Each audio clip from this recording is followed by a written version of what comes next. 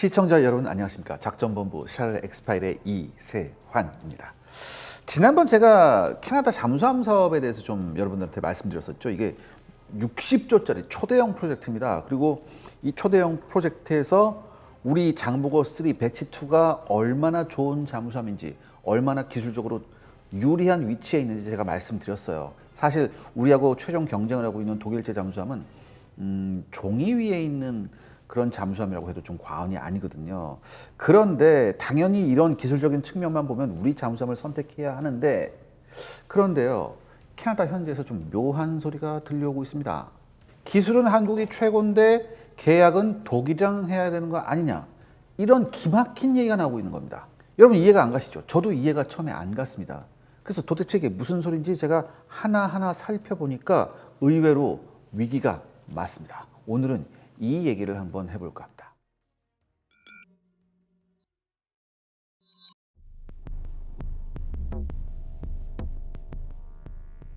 일단 세 가지를 한번 살펴봐야 됩니다. 첫 번째로 짚어볼 것이 왜 캐나다가 이렇게 어마어마한 돈을 들여서 잠수함을 도입하려고 하는가. 일단 이 본질을 알아야 될 거 아니에요, 우리가.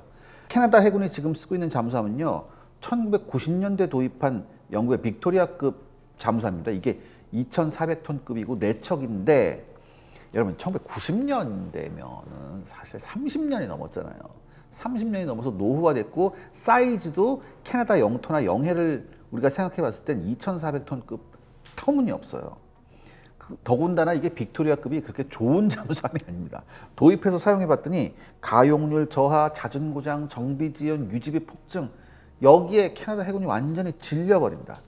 그래서 캐나다 내부에서도 무슨 얘기가 나오냐, 우리가 잠수함은 있는데 제대로 움직이는 잠수함이 없다, 이런 평가가 나왔어요, 캐나다 내에서. 그래서 결국 캐나다 정부는 이걸 더 이상 방치할 수 없었고 잠수함 전력 재건을 국가 핵심 전략 과제로 격상을 시킵니다.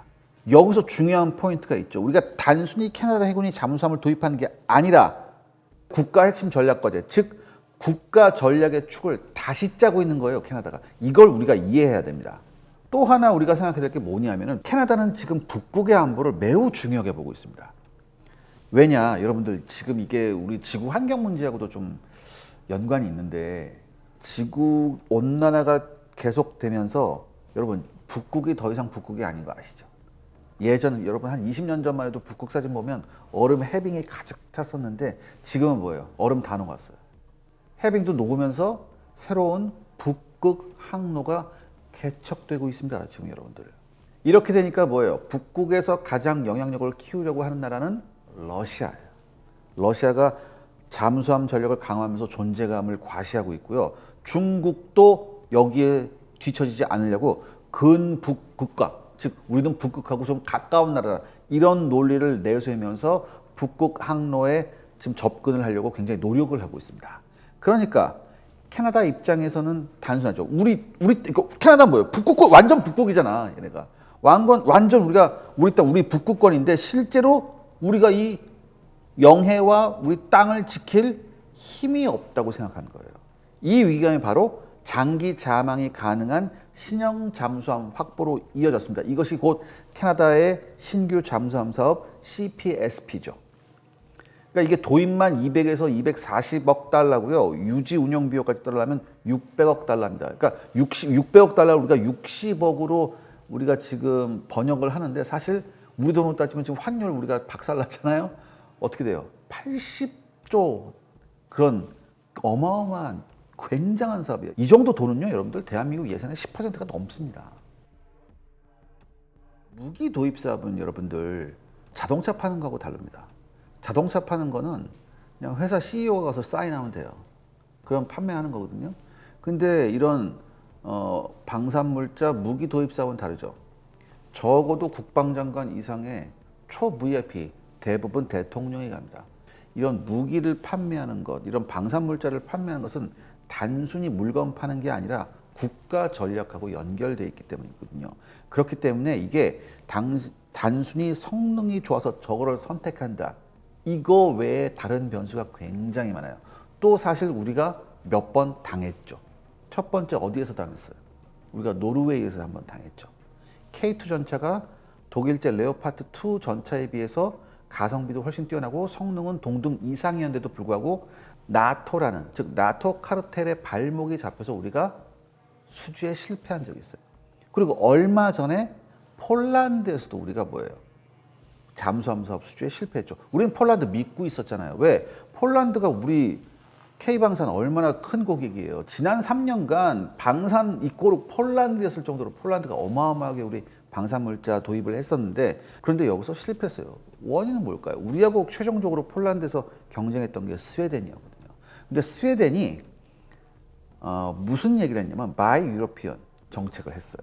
그 다음에 스웨덴이 가져온 G2G 협력 패키지, 이게 굉장히 중요해요. G2G가 뭐냐면 Government to Government, 즉 정부 대 정부 간 패키지, 딜 패키지가 있었단 말이에요. 여기에서 스웨덴이 폴란드한테 엄청나게 매력적인 제안을 했습니다. 그러니까 단순히 우리 스웨덴제 잠수함을 팔겠다가 아니라 스웨덴 잠수함 플러스 스웨덴 정부의 국가 단위 지원 플러스 기술 이전 플러스 산업 동반 성장을 하나의 묶음 패키지로 내는 거예요. 그러니까 폴란드가 여기서 스웨덴의 제안을 받고서 굉장히 감동 먹었대요. 솔직히 감동을 먹었는데 또 리스크가 있잖아요. 리스크에 대해서 폴란드 정부가 스웨덴한테 물어봅니다.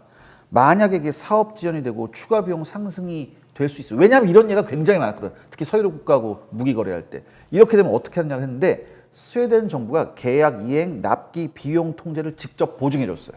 잠수함판 회사가 여러분들이 잘 아는 사브사예요. 방산기업 사브가 아니라 스웨덴 정부가 책임진다는 메시지를 폴란드 정부한테 직접 준 겁니다. 그러니까 폴란드 정부는 이것을 신뢰할 만한 안전장치로 여겼고요. 그렇게 되면 어떻게 되겠습니까? 잠수함 성능은 그렇게 크게 차이가 안 난다면, 혹은 다소 잠수함 성능이 떨어진다 하더라도 전체적인 패키지를 봤을 때는 훨씬 국익에 도움이 된다고 판단해서 폴란드가 스웨덴을 선택한 거예요. 그런데 이거하고 지금 똑같은 일이 캐나다에서 벌어지고 있는 겁니다.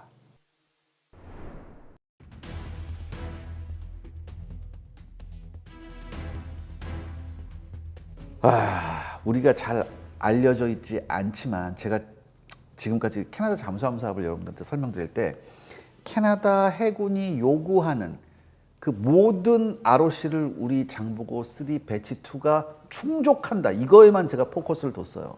사실 여기서 중요한 건 여러분 뭐냐면 캐나다 해군이 원하는 것과 캐나다 정부가 원하는 것은 다릅니다.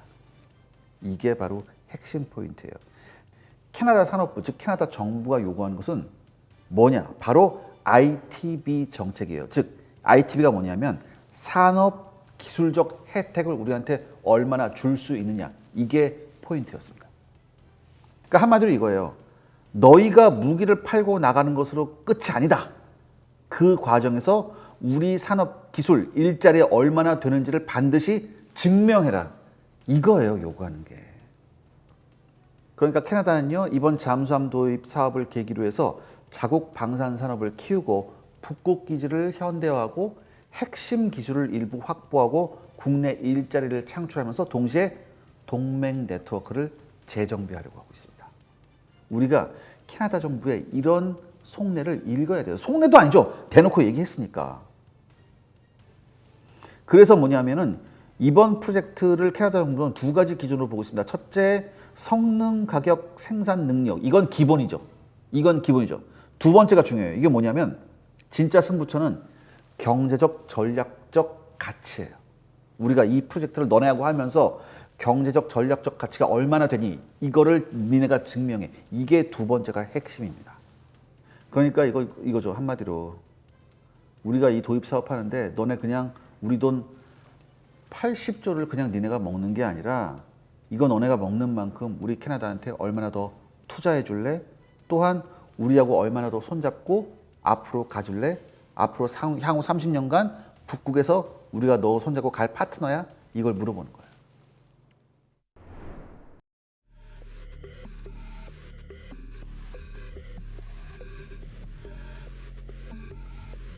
일단은 우리나라가 제시한 카드부터 한번 보죠. 우리나라는 제가 여러 차례 말씀드렸듯이 장보고 3 배치 2 기반의 잠수함을 지금 캐나다한테 제안하고 있습니다. 우리의 강점은 크게 세 가지예요. 첫 번째 뭐냐면 이 장보고 3 배치 2는 우리의 독자 설계 건조 능력으로 만들어진 잠수함이다. 그러니까 더 이상 외국의 플랫폼에 의존하지 않고 우리가 독자적으로 만들었기 때문에 우리가 뭐다 한마디로 캐나다하고 이걸 했을 때 우리가 기술 공급국으로 남의 눈치 보지 않고 독점적인 기술 공급국이 될 수 있다. 이런 첫 번째 장점이 있고요.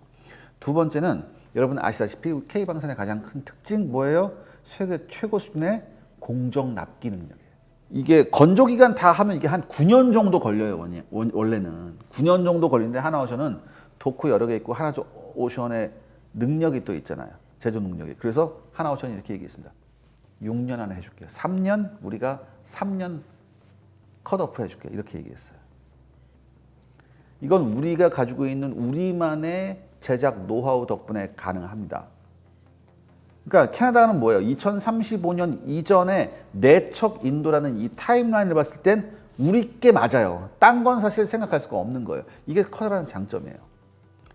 마지막 세 번째는 뭐냐면은 우리는 우리가 만든 잠수함을 운영하면서 30년간 무사고 운영을 했습니다. 그리고 가용률도 굉장히 높아요. 가동률이. 그러니까 그만큼 우리 한국이 만든 잠수함이 신뢰성이 높다는 거죠. 이게 우리가 가진 굉장한 세 가지의 장점입니다. 그렇다면 이렇게 우리가 가진 세 가지 장점에 반해서 독일은 어떤 카드를 지금 캐나다한테 내밀고 있냐 이거를 한번 살펴봐야 되는데요. 독일 카드는 지난번 폴란드에서 스웨덴하고 비슷합니다. 즉 기술이 아니라 국가 패키지를 제안하고 있어요. 첫 번째 이미 실행된 방산 협력이 있습니다. 여러분 독일은요 캐나다산 전투관리체계라고 있어요. CMS라고. 이거를 10억 달러 규모 되는데 이걸 이미 캐나다에서 도입하기로 결정을 했습니다. 야 너네가 우리하고 계약하면 이거 나중에 사줄게가 아니라 뭐야?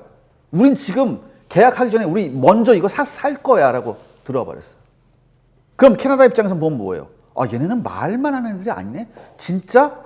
우리 물건을 지금 현재 사주고 있네? 이게 되는 거죠. 두 번째는 에너지 핵심 광물의 G2G 동맹입니다. 독일과 캐나다는요 핵심 광물 LNG 수소 협력에 대한 정부 간 합의를 이미 진행 중에 있습니다. 그래서 작년 2025년 8월에는요 핵심 광물 협력에 관한 공동 의향서를 체결했고요. 사실상 에너지 광물 동맹으로 독일과 캐나다는 나가고 있습니다. 그 다음에 세 번째는 직접적 투자죠. 바로 독일 기업의 캐나다 직접적 투자인데 일단 폭스바겐이요 캐나다에 배터리 공장을 세웠습니다. 그러니까 뭐예요? 실제 산업 투자를 한 거죠. 단순하게 잠수함을 우리한테 판다 이게 아니라 얘네가 우리한테 잠수함을 팔면서 우리나라에 공장을 짓고 일자리를 만들어주고 있구나. 이렇게 딜을 하는 애들이구나. 이미 하고 있기 때문에 캐나다 입장에서는 굉장히 매력적일 수밖에 없죠. 그 다음에 뭐예요? 사람 생각이 어떻게 돼? 아 이렇게까지 나한테 해주는데 이렇게 될 거 아니에요. 근데 문제는 이게 마지막이 아니죠. 뭐냐? 또 있습니다. 즉 초대형 G2G 패키지를 이미 독일은 설계하고 있어요. 지금까지 말한 세 가지도 엄청난데 이거를 뛰어넘어서는 초대형 G2G 패키지가 있습니다. 독일은요. 잠수함 사업을 하게 되면 자기네가 하게 되면 일정 수량 현지 생산, 유지보수 훈련시설 확충, 북극 해군기지의 현대화, 1000명 교육기술 프로그램, 독일 정부 보증 금융, 그리고 나토 R&D 프로그램 연계 이런 것 등등을 제안하고 있습니다. 한마디로 뭐예요? 국가 전체를 묶는 패키지를 공개적으로 얘기한 거죠. 정리하면 우리나라 승부수는 뭐예요? 우리가 잠수함을 더 잘 만들고 더 빨리 준다 이거예요. 우리가 가지고 있는 장점. 하지만 독일의 승부수는 뭡니까? 우리가 캐나다에 너네들한테 더 많이 투자하고 더 함께 오래 갈 수 있어야 돼. 그리고 여러분 사실 여기서 우리가 한 가지 더 살펴봐야 될 게 있습니다. 바로 여러분들 제가 가끔 여러분들한테 말씀드렸죠. 우리가 어떤 의사결정이나 정책 결정을 할 때 중요한 게 바로 레드팀 시각입니다. 즉 우리가 이 사업에서 패할 수 있는 위험 요소가 무엇인가를 우리 스스로 진단하고 분석해야 돼요. 그럼 첫 번째 뭐가 있냐? 일단 우리가 컨트롤 타워가 부재하고 속도 문제가 있습니다. 이게 지금 입찰 마감까지 석 달도 안 남았어요. 이 상황에서 대통령실, 안보실, 정책실, 경제성장수석실이 완전히 묶인 하나의 원팀 태스크포스 체제가 이루어지고 있냐. 그리고 이루어진다 하더라도 이 체제가 빠르게 작동하고 있는가, 지금 우리가 이걸 돌아봐야 됩니다. 즉 정부 차원에서 관계부처가 원팀으로 총력전을 펼쳐야 되는데 지금 우리가 그걸 하고 있나? 이거 되돌아봐야 돼요. 두 번째는 전략적 친밀도의 격차입니다. 독일은 이미 뭘 하고 있어요? 에너지, 광물, 방산, 산업 투자까지 포괄하는 G2G 패키지를 통해서 캐나다하고 어떻게 해요? 구조적인 친밀도가 거의 완성 단계예요. 반면 우리는 솔직히 말해서 이 레벨에 지금 못 가고 있죠. 그러니까 한마디로 캐나다가 체감하는 심리적 거리가 우리보다 독일과 가까워요. 그 다음에 셋째는 뭐예요? 유럽 조달 구조하고 EU 네트워크예요. 캐나다는 EU가 아닌데도 최초로 EU 무기 공동 구매 프로그램에 참여하고 있습니다. 이건 한마디로 뭐예요? 캐나다가 유럽 산업과 연계성을 강화하는 방향으로 가고 있다는 거예요. 그리고 그 중심에, 그 EU 중심에 누가 있냐? 독일이 있다는 얘기죠. 독일이 굉장히 적극적으로 나섰거든요. 넷째는 캐나다보다 더 매력적인 정치적 선물을 줄 수 있는가? 그 정치적 선물이 굉장히 부족하다는 거예요. 독일이 이미 뭐 했어요? 캐나다제 CMS 그 시스템 도입했고, 폭스바겐 공장하고, 핵심 광물 합의하고, 이렇게 등등등등. 제가 아까 말씀드렸죠. 말로만 하는 게 아니라 진짜 실제적으로 좀 나타나고 있잖아요. 이만큼의 정치적 선물 세트를 우리는 지금 주고 있냐, 캐나다한테. 아니거든요. 이렇기 때문에 이 네 가지를 종합하면 레드팀의 진단은 간단합니다. 한국이 기술과 납기만 믿고 패키지 설계를 늦춘다면 독일한테 필패한다. 바로 이거예요.